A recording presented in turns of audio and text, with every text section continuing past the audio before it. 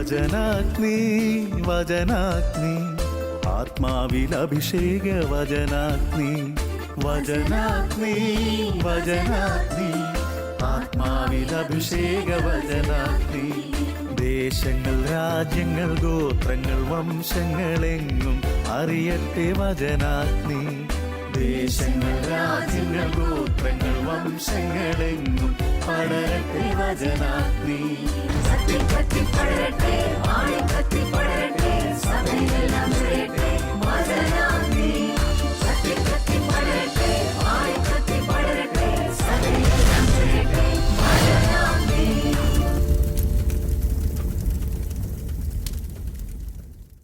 കർത്താവായ യേശുവിൻ്റെ അതിപരിശുദ്ധമായ നാമത്തിൽ നിങ്ങളെ എല്ലാവരെയും ഈ വചന ശുശ്രൂഷയിലേക്ക് ഏറ്റവും സ്നേഹത്തോടെ സ്വാഗതം ചെയ്യുകയാണ്. നാം എല്ലാം സഭ മുഴുവൻ വലിയ നോയമ്പിൻ്റെ അവസാന നിമിഷങ്ങളിലേക്ക് കടന്നുകൊണ്ടിരിക്കുകയാണ്. ഈ അവസരത്തിൽ യേശുവിൻ്റെ കുരിശുമരണത്തെ നമ്മൾ ഏറെ ധ്യാനിക്കേണ്ടതായിട്ടുണ്ട്. ആയതിനാൽ ഇന്ന് നമ്മൾ ധ്യാനിക്കുന്ന ധ്യാന വിഷയം യേശു കാൽവരിയിൽ നിലവിളിച്ചത് എന്തിന് എന്നുള്ളതാണ്. യേശു എന്തിനാണ് കാൽവരിയിൽ നിലവിളിച്ചത്? അതിനാധാരമായി നമുക്ക് സുപരിചിതമായ ഒരു ദൈവവചന ഭാഗം യോഹന്നാൻ്റെ 1-ാമത്തെ ലേഖനം, അതിൻ്റെ 3-ാം അധ്യായം 1-ാമത്തെ തിരുവചനം. കണ്ടാലും എത്ര വലിയ സ്നേഹമാണ് പിതാവ് നമ്മളോട് കാണിച്ചിരിക്കുന്നത്. ദൈവ മക്കൾ എന്ന് നാം വിളിക്കപ്പെടുന്നു. നാം അങ്ങനെ തന്നെ. കണ്ടാലും എത്ര വലിയ സ്നേഹമാണ് പിതാവ് കാണിച്ചിരിക്കുന്നത്. അവിടെ പറയുന്ന, ആമുഖമായി പറയുന്ന ആദ്യത്തെ ആ വാക്ക് കണ്ടാലും, അതിലേക്കാണ് നിങ്ങളുടെ ശ്രദ്ധയെ ഞാൻ ആകർഷിക്കുന്നത്. നമ്മൾ കാണണം. വിശുദ്ധ യോഹന്നാൻ പറയുകയാണ്, നിങ്ങൾ കാണണം. കണ്ടാലും. എന്താണ് കണ്ടാലും എന്ന് യോഹന്നാൻ സ്നാപകൻ പറയുന്നത്, അല്ലെങ്കിൽ യോഹന്നാൻ ശ്ലീഹ പറയുന്നത്?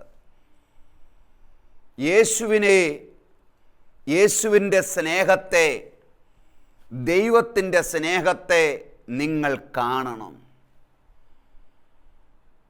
കണ്ടാലും എത്ര വലിയ സ്നേഹമാണ് പിതാവ് നമ്മളോട് കാണിച്ചത്. ആ പിതാവ് നമ്മളോട് കാണിച്ച ആ സ്നേഹത്തെ സഭാമക്കൾ, ദൈവമക്കൾ കാണണം, തിരിച്ചറിയണം. അത് നമുക്ക് കാണുവാൻ നമുക്ക് സാധിക്കുന്നത് കാൽവരി ക്രൂശിലാണ്.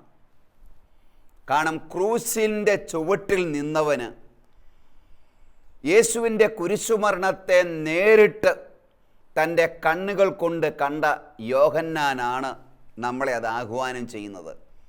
ഞങ്ങൾ നേരിട്ട് കണ്ടതും കണ്ണുകൊണ്ട് കണ്ടതും കൈകൊണ്ട് സ്പർശിച്ചതുമായ ജീവൻ്റെ വചനം. ഇത്ര വ്യക്തമായിട്ട് പറയാൻ പറ്റുന്നത് വേറെ ആരാണ്? ക്രൂശിൻ്റെ ചുവട്ടിൽ മറ്റൊരു ശിഷ്യന്മാരും ഇല്ലാതിരുന്നപ്പോഴും ആ കുരിശിൻ്റെ ചുവട്ടിലിരുന്നത് നമ്മുടെ യോഹന്നാൻ ശ്ലീഹായാണ്. ആ യോഹന്നാൻ പറയുകയാണ്, നിങ്ങൾ കാണണം, ക്രൂശിൽ കാണണം. ദൈവം ക്രിസ്തുവിലൂടെ നമ്മെ സ്നേഹിച്ച ആ സ്നേഹം, ക്രിസ്തുവിലൂടെ വെളിപ്പെടുത്തിയ അവൻ്റെ രക്ഷാകര ആ ദൗത്യം നിങ്ങൾ കാണണം. യോഹന്നാൻ്റെ സുവിശേഷത്തിൽ 3-ാം അധ്യായം 16-ാമത്തെ വാക്യത്തിൽ ഇങ്ങനെ പറയുന്നു, തൻ്റെ ഏകജാതനെ നൽകാൻ തക്കവിധം ദൈവം നമ്മെ അത്ര മാത്രം സ്നേഹിച്ചു. അത്ര മാത്രം. അത്ര മാത്രം എന്ന് പറയുമ്പോൾ എത്ര മാത്രമാണ്? തൻ്റെ ഏകജാതനെ നമുക്ക് നൽകാൻ തക്കവിധം ദൈവം നമ്മെ സ്നേഹിച്ചു. അപ്പോൾ ഏകജാതനായ യേശുക്രിസ്തുവിനെ നൽകാൻ തക്ക വിധം, നൽകാൻ എന്ന് പറയുമ്പോൾ നമ്മൾ മനസ്സിലാക്കേണ്ടത് കൊല്ലാൻ വിട്ടുകൊടുക്കാൻ സാധിക്കുക. കൊല്ലാൻ വേണ്ടി നമ്മുടെ കൊച്ചിനെ ഒരാൾ ചോദിച്ചു കഴിഞ്ഞാൽ വളർത്താൻ വേണ്ടി നമ്മൾ കൊടുക്കുവോ? പറ.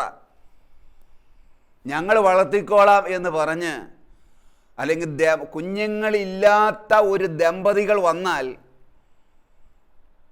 നിങ്ങൾക്ക് 5-6 പിള്ളേരുണ്ടല്ലോ, ഒരു കൊച്ചിനെ തരാമോ എന്ന് ചോദിച്ചാൽ നമ്മൾ കൊടുക്കുവോ? നമ്മൾ കൊടുക്കുകയില്ല. ഞാൻ കൊടുക്കുകയില്ല. എനിക്ക് 8 പിള്ളേരുണ്ട്, 8-ൽ ഒരെണ്ണത്തിനെ ഞങ്ങൾക്ക് തരാമോ എന്ന് ചോദിച്ച് ആരെങ്കിലും വന്നാൽ നമ്മൾ കൊടുക്കുകയില്ല. അങ്ങനെ ഇരിക്കെ ആകെയുണ്ടായിരുന്ന ഏകപുത്രനെ, ഏകജാതനെ കൊല്ലാൻ വേണ്ടിയിട്ട് കൊടുക്കുക എന്ന് പറയുമ്പോൾ ഒന്ന് ആലോചിച്ചു നോക്കി. അപ്പോൾ ഏകജാതനെ നൽകാൻ തക്കവിധം എന്ന് പറയുമ്പോൾ കാൽവരി ക്രൂശിൽ പാപത്തിൻ്റെ ശിക്ഷയായ മരണത്തെ ഏറ്റെടുക്കാൻ ബലിയായി, അല്ലെങ്കിൽ ദാനമായി തൻ്റെ ജീവിതത്തെ മനുഷ്യവർഗത്തിനു വേണ്ടി, മരിക്കുന്നതിനു വേണ്ടി ഏൽപ്പിച്ചു കൊടുക്കുക. മറ്റൊരർത്ഥത്തിൽ പറഞ്ഞാൽ കൊല്ലാൻ വേണ്ടിയിട്ട് ഏൽപ്പിച്ചു കൊടുക്കുക. അബ്രഹാം പിതാവ് തൻ്റെ മകനെ ഇസ്ഹാക്കിനെ കാൽവരി മലയിൽ ബലിയായി, അല്ലേ, ബലിപീഠം പണിത് അതിൻ്റെ മുകളിൽ പിടിച്ചു കിടത്തി. ഇതുപോലെ അത് യേശുവിൻ്റെ കുരിശുമരണത്തിൻ്റെ മുൻകുറിയാണ്, മുൻ അനുഭവമാണ്. അപ്പം ഇതുപോലെ നൽകാൻ തക്ക വിധം ദൈവം നമ്മളെ അത്രമാത്രം സ്നേഹിച്ചു. ഇതാണ് നമ്മൾ അറിയേണ്ടത്. ഇതാണ് നമ്മൾ തിരിച്ചറിയേണ്ട വസ്തുത എന്ന് പറയുന്നത്. ഇവിടെ മനസ്സിലാക്കേണ്ടത് പാപത്തിൻ്റെ ശിക്ഷ എത്ര കഠോരമാണ് എന്നുള്ളതാണ്. നമുക്കറിയാം, പാപത്തിൻ്റെ ശിക്ഷ എന്താണ്? മരണമാണ്. നിത്യമായ ഒരു മരണമാണ് പാപത്തിൻ്റെ ശിക്ഷ എന്ന് പറയുന്നത്. ബൈബിളിൽ നരകത്തെ സൂചിപ്പിക്കുവാൻ, നരകത്തിൻ്റെ ഭീകരത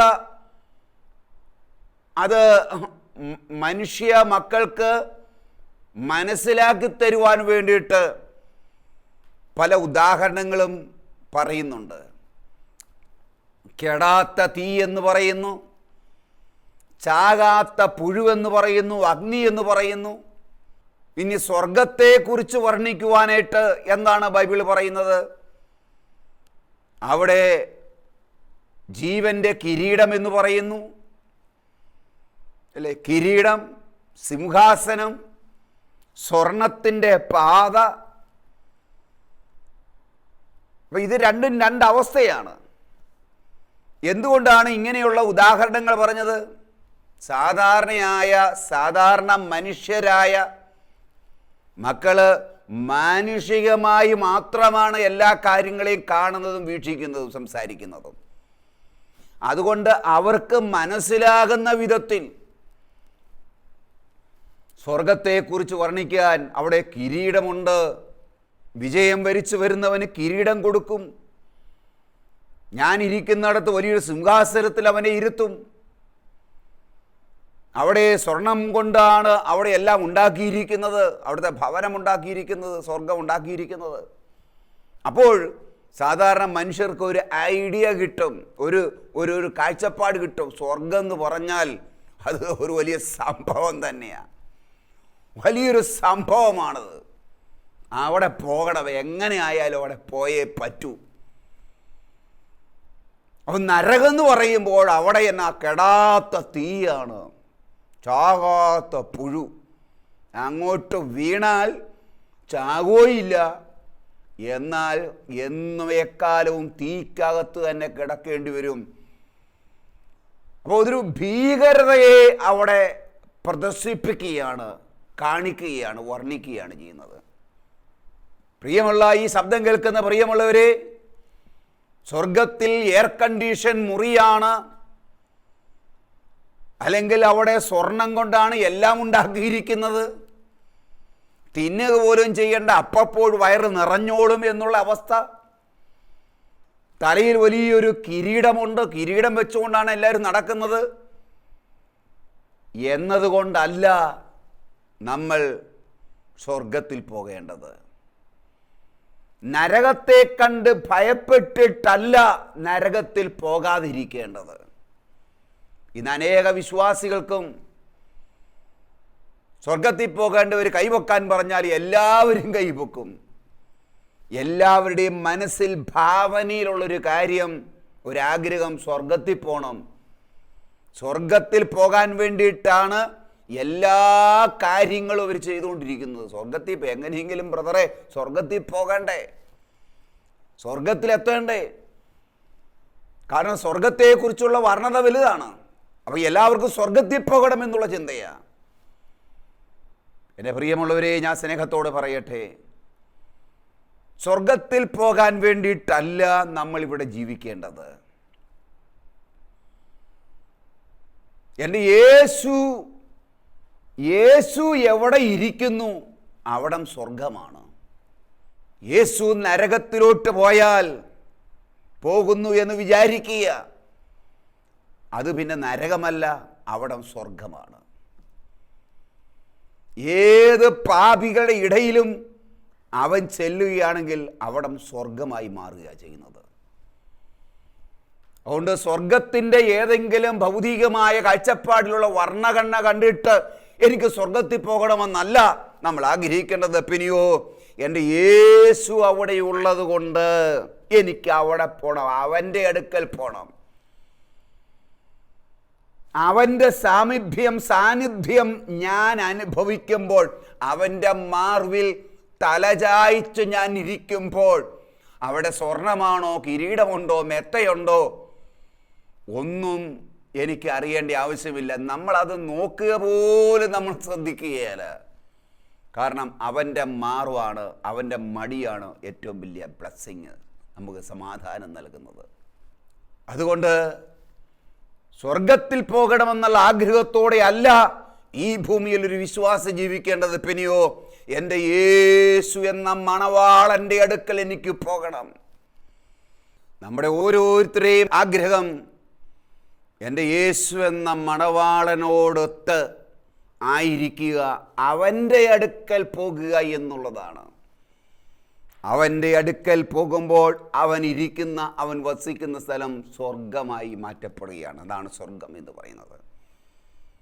നമ്മെ ഓരോരുത്തരെയും നിത്യതയിലെത്തിക്കുവാൻ, അല്ലെങ്കിൽ പാപത്തിൻ്റെ ശിക്ഷയായ മരണത്തിൽ നിന്ന് നമ്മെ രക്ഷിക്കുവാൻ വേണ്ടിയിട്ടാണ് യേശു കാൽവരിയിൽ നിലവിളിച്ചത്. പാപത്തിൻ്റെ ശിക്ഷ എന്ന് പറയുന്നത്, പ്രിയമുള്ളവരെ, ഞാൻ നേരത്തെ പറഞ്ഞതുപോലെ കെടാത്ത തീയോ അല്ലെങ്കിൽ ചാകാത്ത പുഴുവോ, നിലവിളിച്ച് കരയുന്ന പാപത്തിൻ്റെ പടുകുഴി കിടക്കുന്ന മനുഷ്യരുടെ ഭീകരതയോ ഒന്നുമല്ല ഈ പാപത്തിൻ്റെ ശിക്ഷ എന്ന് പറയുന്നത്. സത്യത്തിൽ എന്തിനാണ് യേശു എൻ്റെ ദൈവമേ, എൻ്റെ ദൈവമേ എന്ന് പറഞ്ഞ് യേശു നിലവിളിച്ചത്? എന്തിനാ? എന്തോർത്തിട്ടാ? എന്ത് കണ്ടിട്ടാ? എന്താണ് ഈ എൻ്റെ ദൈവമേ എന്ന് വിളിക്കുവാനായിട്ട് യേശുവിനെ പ്രചോദിപ്പിച്ചത്, നിലവിളിക്കാനായിട്ട് പ്രചോദിപ്പിച്ചത് എന്താണ്? നിങ്ങൾ ആരെങ്കിലും ചിന്തിച്ചിട്ടുണ്ടോ? നിങ്ങൾക്കറിയാവോ, യേശു തൻ്റെ ജീവിതത്തിൽ ഒരിടത്തും ഈ കുരിശിൽ കിടന്നുകൊണ്ടല്ലാതെ ദൈവമേ എന്ന് വിളിച്ചിട്ടില്ല. വചനം വായിക്കുമ്പോൾ, പഠിക്കുമ്പോൾ നമുക്ക് ഒരിടത്തും ദൈവമേ എന്ന് വിളിച്ച് പ്രാർത്ഥിക്കുന്നത് നമുക്ക് കാണുവാൻ സാധിക്കുകയില്ല. യോഹന്നാൻ്റെ സുവിശേഷം 17-ാം അധ്യായം യേശുവിൻ്റെ വലിയ ഇൻ്റർസെഷൻ പ്രെയറാണ്. യേശു പ്രത്യേകമായിട്ട് ശിഷ്യന്മാർക്ക് വേണ്ടി പ്രാർത്ഥിക്കുന്ന ഒരു അധ്യായമാണ് അവിടെ ദൈവവുമായിട്ട് നടത്തുന്ന ആ പ്രാർത്ഥനയിൽ യേശു ഉപയോഗിക്കുന്ന പദം മുഴുവൻ പിതാവേ പിതാവേ എന്നാണ്. ആ പിതാവ് പുത്ര ബന്ധത്തിൽ നിന്ന് മകൻ പിതാവിനോട്, സ്വന്തം അപ്പനോട് സംഭാഷണം നടത്തുന്ന ആ ബന്ധത്തിൽ നിന്നുള്ള വാക്കുകളാണ് അവിടെ കാണാൻ പറ്റുന്നത്. അവിടെ 6 പ്രാവശ്യം ദൈവത്തെ പിതാവേ പിതാവേ എന്ന് പറഞ്ഞുകൊണ്ട് പ്രാർത്ഥിക്കുകയാണ്.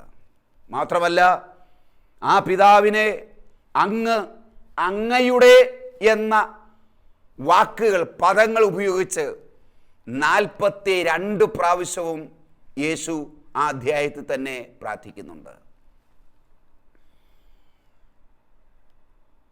എന്നാൽ ക്രൂശിൽ കിടന്നുകൊണ്ട്, ക്രൂശിക്കപ്പെട്ട് ക്രൂശിൽ തൂങ്ങിക്കിടക്കുന്ന കർത്താവ് മരിക്കുന്നതിൻ്റെ തൊട്ട് പുറകിലുള്ള 3 മണിക്കൂർ സമയം, ആ അവസാനത്തെ 3 മണിക്കൂർ സമയം യേശു നിലവിളിച്ചത് പിതാവേ എന്ന് വിളിച്ചല്ല, പിന്നെയോ ദൈവമേ എന്ന് വിളിച്ച.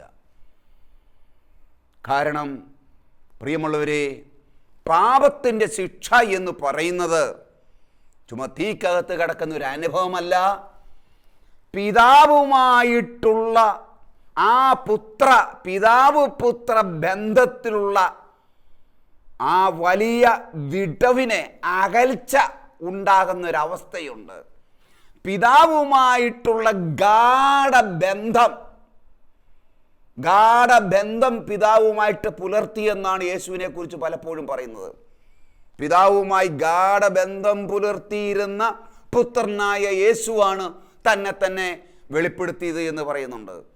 അപ്പോൾ പിതാവ് പുത്ര ബന്ധം എന്ന് പറയുന്നത് അഗാധമായൊരു ബന്ധമാണ്. ആ പിതാവിൻ്റെ സ്നേഹത്തിൽ നിന്ന് അകന്നു പോകുന്ന, അകറ്റുന്ന, ആ ബന്ധത്തെ വെട്ടിമുറിക്കുന്ന, രണ്ടായിട്ട് മാറ്റിവെക്കുന്ന ഒരവസ്ഥ, അതാണ് ശരിക്കും നരകം എന്ന് പറയുന്നത്. നരകത്തിൻ്റെ ഭീകരത, ആ റിലേഷൻഷിപ്പിൽ ഉണ്ടാകുന്ന അകൽച്ചയെ, ആ ബന്ധത്തിലുണ്ടാകുന്ന ആ ഉലച്ചിലിനെ വെട്ടിമുറിക്കുന്ന അനുഭവത്തെ, അതാണ് നരകമെന്ന് ബൈബിൾ നമ്മളെ സൂചിപ്പിക്കുന്നത്. അപ്പോൾ പാപത്തിൻ്റെ പരിണത ഫലം, പാപത്തിൻ്റെ ശിക്ഷ എന്ന് പറയുന്നത് ദൈവത്തിൽ നിന്ന് ഒരാൾ അകറ്റപ്പെടുന്നു. പിതാവാം ദൈവത്തിൽ നിന്ന്, സ്നേഹനിധിയായ അബ്ബാപിതാവിൽ നിന്ന്, ആ പിതാവിൽ നിന്ന് അകറ്റപ്പെടുന്ന, മുറിക്കപ്പെടുന്ന ഒരവസ്ഥയാണ് നരകമെന്ന് പറയുന്നത്. ആ അവസ്ഥ, ആ നരകം യേശു ക്രൂശിൽ അനുഭവിച്ചു. അതുകൊണ്ടാണ് യേശു ഗസ്മനിൻ തോട്ടത്തിൽ വെച്ച് അതിന് മുൻപേ പിതാവേ, കഴിയുമെങ്കിൽ ഈ പാനപാത്രം എന്നിൽ നിന്ന് അകറ്റണമേ, ഈ പാനപാത്രം എന്നിൽ നിന്ന് അകറ്റണമേ എന്ന് യേശു പ്രാർത്ഥിച്ചത് കുരിശുമരണത്തിൽ നിന്ന് മാറ്റാൻ വേണ്ടിയിട്ടല്ല. കുരിശുമരണം ഒന്ന് മാറ്റിത്തരണം, പറ്റുമെങ്കിൽ ഒന്ന് ഒഴിവാക്കി തരണം, അല്ലാതെ ഏതെങ്കിലും വിധത്തിലൊരു വഴിയുണ്ടോ, പറ്റുമെങ്കിൽ ഈ പീഡാനുഭവത്തിൽ നിന്ന് എന്നെ മാറ്റണമേ എന്നല്ല യേശു അവിടെ പ്രാർത്ഥിച്ചതിനർത്ഥം. പിന്നെയോ ആ ക്രൂശിൽ വെച്ച് ലോകത്തിൻ്റെ മനുഷ്യരാശിയുടെ മുഴുവൻ പാപങ്ങളും ഞാൻ ഏറ്റെടുത്ത് നിന്റെ മുമ്പിൽ, നീതിമാനായ നിന്റെ മുമ്പിൽ നിൽക്കുമ്പോൾ, വിധികർത്താവായ നിന്റെ മുമ്പിൽ നിൽക്കുമ്പോൾ ഞാൻ പാപിയായി മാറുന്ന ഒരവസ്ഥയുണ്ട്. ആ പാപിയായി ഞാൻ മാറുമ്പോൾ പിതാവ് പുത്ര ബന്ധം അകറ്റപ്പെട്ടു, വെട്ടിമുറിക്കപ്പെട്ടു. അതിൻ്റെ ഭീകരത, ദൈവത്തിന് ഞാൻ അന്യനാകുന്ന ആ ഭീകരത, എനിക്ക് പിതാവിനെ പിതാവേ എന്ന് വിളിക്കാൻ പറ്റാത്ത ആ ഭീകരത, അതിൻ്റെ ഭയാനകത യേശു കണ്ടു മുനമേ. അതുകൊണ്ടാണ് ഈ പാനപാത്രം എന്ന് പറഞ്ഞാൽ ആ അവസ്ഥ എന്നിൽ നിന്നും മാറ്റിത്തരണമേ എന്ന് പറഞ്ഞത്. ക്രൂശിൽ വെച്ച് പ്രിയമുള്ളവരെ, ലോകത്തിൽ മനുഷ്യരാശി മുഴുവൻ എണ്ണിത്തിട്ടപ്പെടുത്താൻ പറ്റാത്ത വിധത്തിൽ അതിവിദൂരമായി വർഷങ്ങൾ നരകത്തിൻ്റെ യാതന അനുഭവിക്കേണ്ട ആ ടൈം എന്ന് പറഞ്ഞാൽ നിത്യമായ നരകം, അവസാനമില്ലാത്ത ആ മരണത്തിൻ്റെ ആ ടൈം ഉണ്ടല്ലോ, ലോകത്തിലുള്ള മുഴുവൻ മനുഷ്യർ ഒന്നിച്ച് കോടാനുകോടി വർഷങ്ങൾ അനുഭവിക്കേണ്ട വേദന യേശു ക്രൂശിൽ 3 മണിക്കൂർ നേരം യേശു എന്ന ഒരു വ്യക്തി അനുഭവിച്ചു. യേശു അവിടെ കിടന്ന് നിലവിളിച്ചു പോയി. ആ ടൈമിൽ അവൻ പറഞ്ഞു, എൻ്റെ ദൈവമേ, എൻ്റെ ദൈവമേ, എന്തുകൊണ്ട് എന്നെ കൈവിട്ടു? നീ എന്തുകൊണ്ട് എന്നെ കൈവിട്ടു? എന്തുകൊണ്ടായിരിക്കാം പുത്രന്റെ മേലുള്ള കൈ പിതാവാം ദൈവം വിട്ടുകളഞ്ഞത്? എന്തിനാ? ഞാനിങ്ങനെ കാണുകയാണ്, ആ നിമിഷം വരെയും പിതാവുമായി ഗാഢബന്ധം പുലർത്തിയിരുന്ന ആ മകന്റെ യേശുവിൻ്റെ കൈ പിതാവാം ദൈവം പിടിച്ചിട്ടുണ്ടായിരുന്നു. ക്രൂശിൽ വെച്ച് നമ്മെയും എന്നെയും നിങ്ങളെയും നമ്മെ ഓരോരുത്തരെയും ലോകത്തെ മുഴുവൻ പിതാവാം ദൈവത്തിന് രക്ഷിക്കേണ്ടതായിട്ടുള്ളത് കൊണ്ട് പുത്രന്റെ മേലുള്ള പിടി വിട്ടിട്ട് നരകത്തിലേക്ക് യാത്ര ചെയ്യുന്ന, വീഴാനായിട്ട് ഇങ്ങനെ തെന്നി നിൽക്കുന്ന നമ്മളെ കയറി ആ കൈയുണ്ട് പിതാവാം ദൈവം നമ്മളെ കയറി പിടിച്ചു. പുത്രന്റെ മേലുള്ള കൈ വിട്ട് ആ കൈ കൊണ്ട് നമ്മെ കയറി പിടിച്ചു, നമ്മെ കയറി രക്ഷിച്ചു, നമ്മളെ വീണ്ടെടുത്തു. പുത്രന്റെ പ്രാർത്ഥനയ്ക്ക് മറുപടി ഇതാണ്. എന്തുകൊണ്ട് ദൈവമേ എന്നെ കൈവിട്ടു എന്ന് ചോദിച്ചാൽ, കൈവിട്ട ആ കൈ കൊണ്ട് നമ്മെ കയറി പിടിച്ചു. അതുകൊണ്ടാണ് പുത്രനെ കൈവിടേണ്ടതായിട്ട് വന്നത്. യെശയ്യാ പ്രവാചകൻ പ്രവചിച്ചില്ലേ മുൻപേ? നമ്മുടെ പാപങ്ങളാണ് യഥാർത്ഥത്തിൽ അവൻ ഏറ്റെടുത്തത്. പൗലോസ്ലീഹ ഇങ്ങനെ പറയുന്നു കൊരിന്ത്യസ് ലേഖനത്തില് 5:21, പാപം അറിയാത്തവനെ ദൈവം നമുക്ക് വേണ്ടി പാപമാക്കി മാറ്റി. പാപമറിയാത്തവനെ പാപമാക്കി മാറ്റി നമുക്ക് വേണ്ടി. പ്രിയമുള്ളവരെ, പാപത്തിൻ്റെ ആ ശിക്ഷ ദൈവത്തിൽ നിന്ന് തന്നെ അകറ്റപ്പെടുക എന്നുള്ളതാണ്. അവിടെ ശൂന്യതയാണ്. ആ ഭീകരത യേശു ക്രൂശിൽ അനുഭവിച്ചു. ആർക്ക് വേണ്ടി? എനിക്കും നിനക്കും വേണ്ടി. Hallelujah, praise the Lord. എന്തുകൊണ്ട്?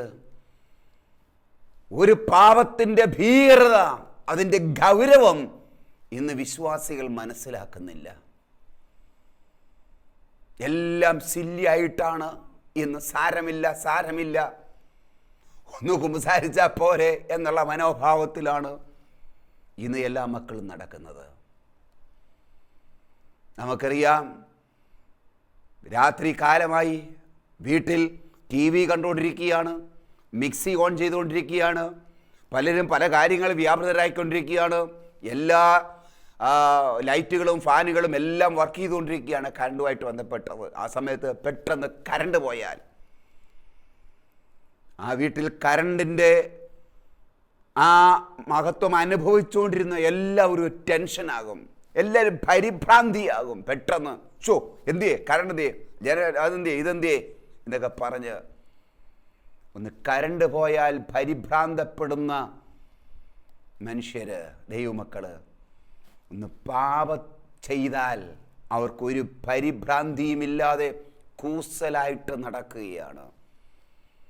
നിങ്ങൾ വലിയ മാരകപാപം ചെയ്യണ്ട, ഏതെങ്കിലും ഒരു പാപം ചെയ്താൽ മതി.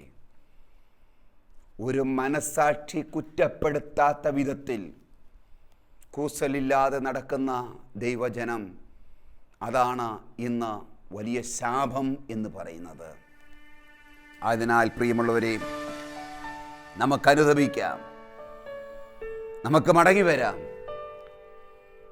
ഈ നോയിമ്പിൻ്റെ ഈ കാലഘട്ടത്ത് നന്നായി പാപങ്ങൾ ഏറ്റുപറഞ്ഞ് കുമ്പസാരിച്ച് യേശു നൽകുന്ന പാപക്ഷമ കൃപ സൗജന്യമായി സ്വീകരിച്ച് അവനോട് ചേർന്ന് തുടർന്ന് ഒരു വിശുദ്ധ ജീവിതം നയിക്കുവാൻ ദൈവത്തിൻ്റെ പരിശുദ്ധാത്മാവ് നിങ്ങളെ സഹായിക്കട്ടെ എന്ന് ഏറ്റവും സ്നേഹത്തോടെ പ്രാർത്ഥിക്കുന്നു. നമുക്കൊരു നിമിഷം പ്രാർത്ഥിക്കാം.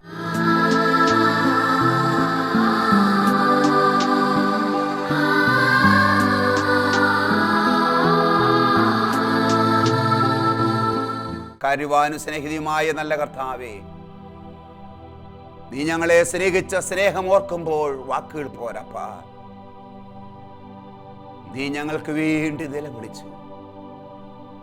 അതുവരെയും പിതാവേ എന്ന് വിളിച്ചുകൊണ്ടിരുന്ന നീ ആ വിളിമാറ്റി ദൈവമേ എന്ന് നിസ്സഹായനായ ഒരു വ്യക്തിയെ പോലെ നീ വിളിച്ചത് എന്തിന് എന്ന് ഇപ്പോൾ ഞങ്ങൾ മനസ്സിലാക്കുന്നു. ഞങ്ങളുടെ പാപങ്ങളാണ് യഥാർത്ഥത്തിൽ നീ ക്രൂശിൽ വെച്ച് ചുമന്നത്.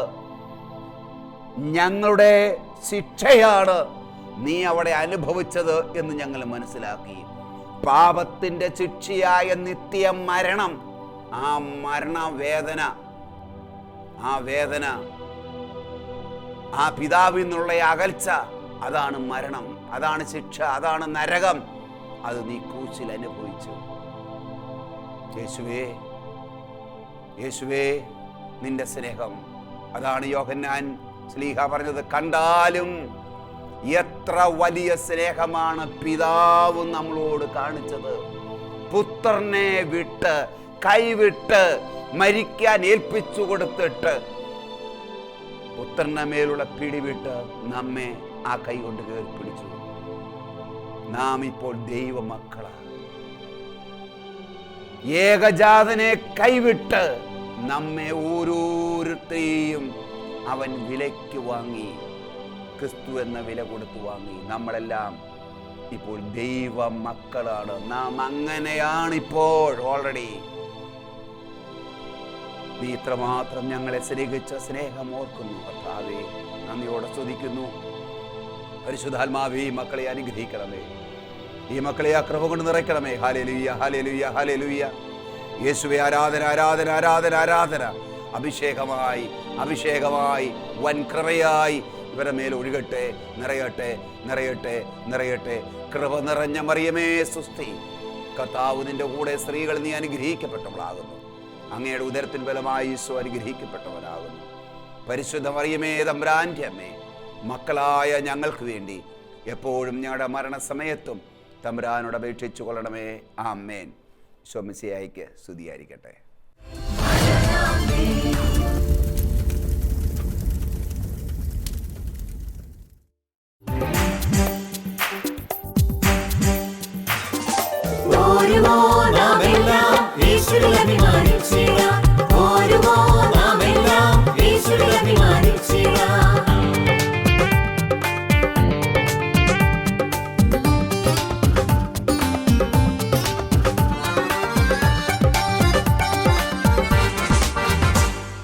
നമ്മുടെ നാഥൻ ഒലിവുമലയിൽ അന്ന് നൽകിയ മിഷൻ ദൂത് തലമുറ തലമുറ കൈമാറി കെടാതെ ഞങ്ങൾ ഘോഷിക്കും, കെടാതെ ഞങ്ങൾ